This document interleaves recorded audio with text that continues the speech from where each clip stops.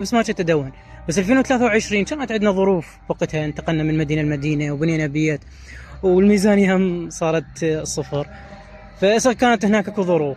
فب 2022 كنت بس ابحث، فقط ابحث، يعني ما اسجل، ما يعني وكذلك هم كنت اشتغل واشتغل، هم ماخذ الشغل ماخذ كل وقتي.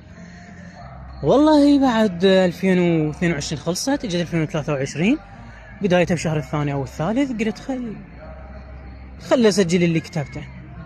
بما انه وضعنا الحمد لله صار زين، انتقلنا البيت، استقرينا به والظروف خلصت شويه شويه والحمد لله. فقلت يلا خل ابلش. اول شيء شنو هو؟ كتبت الدولة اللي ريتها اللي هي اسبانيا، كنت مأكد على اسبانيا. شلون ما كان، حتى تواصلت ويا شركة طلبوا من عندي والله مبلغ كلش هو، طلبوا من عندي تقريبا ب 3000 دولار. 3000 دولار فقط انه شنو يحصلوا لي قبول وكمل اجراءات الفيزا واجي. اما الدراسة هاي السعر يختلف. فكانت يعني السعر غالي، 3500 والله 3500 دولار يعني سعر غالي على مود تحصل قبول جامعي واجراءات فيزا واستقبال، واي كثير. تمام. وانا بوقتها هم كنت الصراحه بعدني توني يعني بشغلي بلشت اجمع فلوس. فقلت مؤمل شنو الخطه هسه؟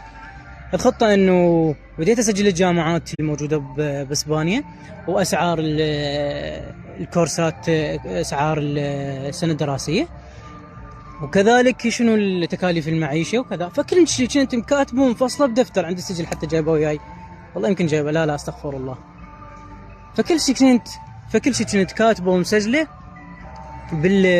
بالسجل، كاتب تفصيله عن الدراسه باسبانيا. فوالله بعد ما كملت البحث وش اسمه وهاي، قلت خل اشوف الجامعات يعني ادخل عليها واراسلها واتواصل وياها وكذا، على مود بلكت حصل من عندهم يعني معلومات اكثر تفيدني. فورا ما تواصلت ويا جامعه واحده من الجامعات، وكذلك يمكن متواصل بالبحث، تفاجأت انه شهاده البكالوريوس ما مقبوله باسبانيا اذا ما اعادلها عند وزاره التعليم الاسبانيه. يعني انا خريج بكالوريوس اداره واقتصاد، شهادته ما مقبوله، لازم واحد باسبانيا او انت تروح لاسبانيا وتعادلها فقط معادله، يعني تروح الوزاره وتعادلها بدون لا امتحان ولا اختبار. فهذا شيء جدا صعب. يعني انت بالعراق منو تحصله؟ لازم نفسية هاي الشركه يعدلوا لك اياها، لازم هم ما تقدر بس يعدلوا لك اياها، لازم هم اللي يكملوا لك اجراءاتك كلها. فهنا تعب ومبالغ كثيره وشيء، فسبحان الله يعني.